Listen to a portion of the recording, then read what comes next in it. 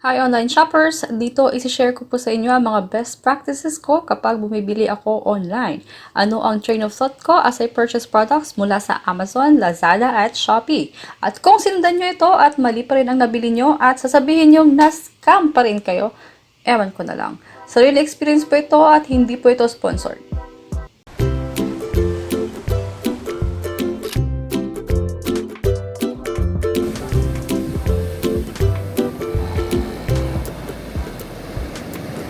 Masasabi ko na kahit naka-prepaid pa ako, sigurado ako na hindi ako masa-scam. I have 3 basic considerations that I have to satisfy before I purchase. And if I still want na bilhin yung item na yon, but still I'm doubtful after I did all the 3, then we move on to the next considerations that I have. So, my top 3 are: Number 1, number of items sold. Number 2, saan ito binenta. Number 3, product reviews. Nung na-quarantine ako, sobrang lala ng acne ko. Chronic siya. Hindi ko maintindihan kasi hindi naman ako lumalabas ng room. First kong consideration kung saang store ako pupunta is yung number of items sold. Ayan. So, mayroong isa na 3.5. Mayroong isa na 1.7. I think 1.7 is good enough for me.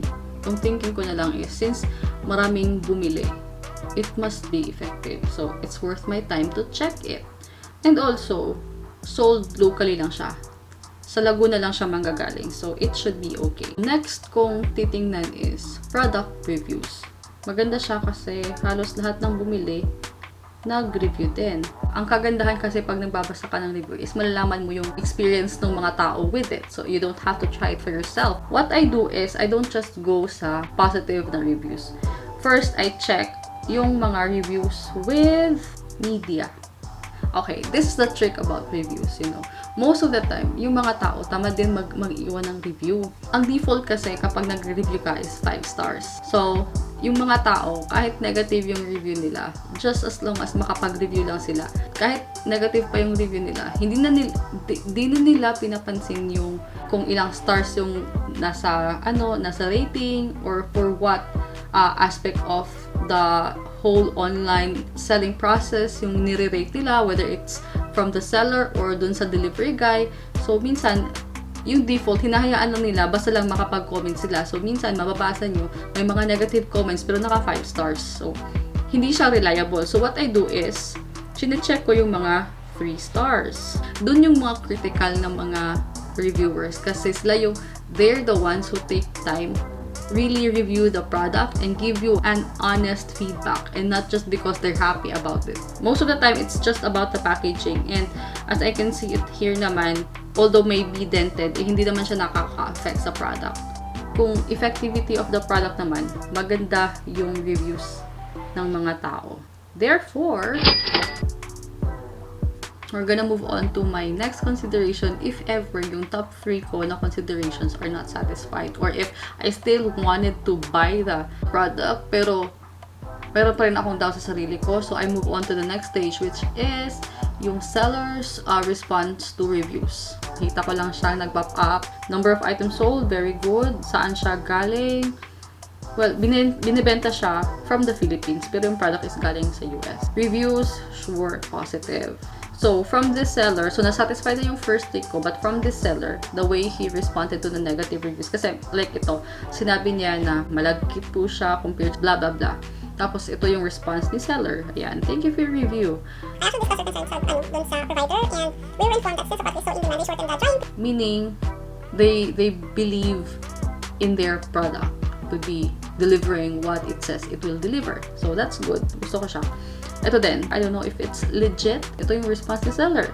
No, our product is legit. As a matter of fact, we even post our certification here. Our bag, sorry, hindi po namin chinek. So, another example on my considerations when it comes to the seller's response is yung after-sale services ng seller. So, example na lang natin itong guitar, ukulele na binili ko, and this I bought sa US from Amazon. Syempre, extra careful tayo kasi US yan. If ever may mga complaints ka about the product, hindi mo siya madaling isauli kasi it's very complicated.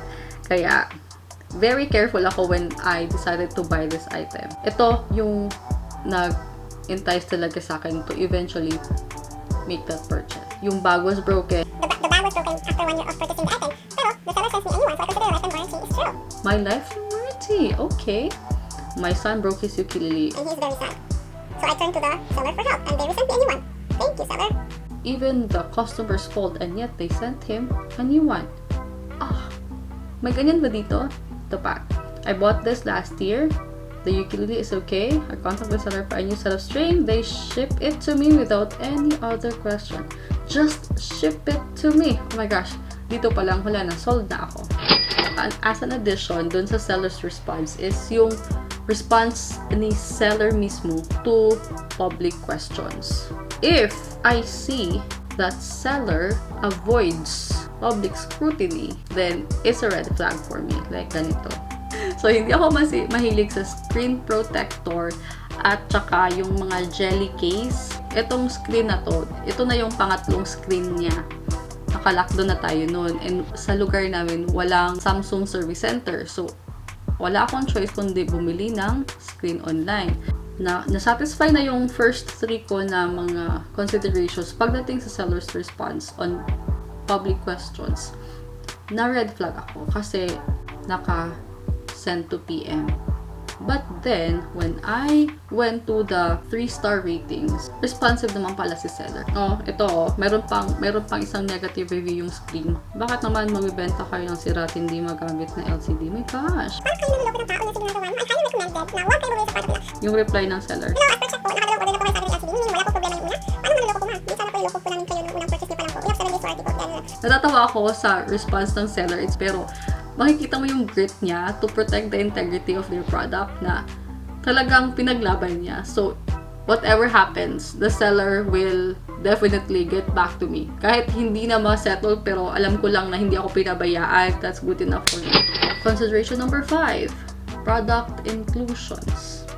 Yes, guys, alam nyo, I'm not sure if the others do read the product inclusions, but whenever I see mga negative reviews, watch out kayo sa mga negative reviews kasi minsan yung mga tao hindi rin nagbabasa. Tulad nito, tunay ko kaagad yung product description kasi na-turn off ako dun sa review na yun eh. Pagdating sa package inclusions, hello, tripod with dumping head. Hanggang dumping head lang, hindi sinabing lalagyan din nila ng cellphone holder. So, malinis ang kamay ni seller. So, may mga instances na we really want an item so bad na we're willing to compromise on certain things. So, sinabi ko sa inyo na one of the top 3 considerations ko is kung saan binibenta yung item. And kailangan within the Philippines, there's this blouse na I really, really like. But then, pag-check ko kung saan siya binibenta, galing po siya. Alam mo yung feeling na, alam mo yung love is blind. Diba? Kahit alam mo namang, alam mo ang dami ng red flags. Pero since mahal mo, tinanggap mo pa din. Ganun siya. Basic considerations ko pa lang, red flag na siya. Pero since gustong-gusto ko talaga siyang bilhin. Yung next kong i-consider is yung credibility ng seller to deliver. Seller's ratings pala in terms of positive response rate, number of followers, on-time shipping rate, and lastly, yung chat response, which is very optional kasi we don't want to waste people's time. In terms of the seller's integrity, I have no questions. Kaya I'm willing to compromise, so I'm gonna buy this item. Lahat ng mga possible considerations ko is satisfied naman so far. However, since medyo malaki-laki siyang pera, I need to make one last step. Gusto ko dito is very responsive yung seller. And the way siya nag-respond is may smiley. Pag may smiley, parang feeling ko, ang gaan lang ng conversation. I felt like if I have doubts, I can always reach to them para ma-clear yung doubt ko. And the only sad about this whole experience is kahit yung profile picture ko is very girly na sir pa din yung tawag nila sa akin.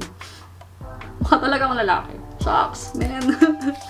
I can only hope na at this point, maging confident na kayo sa mga online purchasing endeavors nyo. Ba't pinaarte ko pa? I would also like you to share your best practices. I-comment nyo, please. And also, if meron kayong mga napuna dun sa mga ginagawa ko, mga habits ko, I would very much appreciate inputs from you about it, right? So, I guess that would be all. Thank you so much for wasting your time watching this video, and I hope you are helped by it somehow. I hope to see you again in my next videos. Ciao!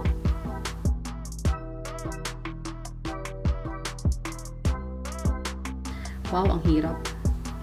Hirap pumili sa mga binili ko. Okay.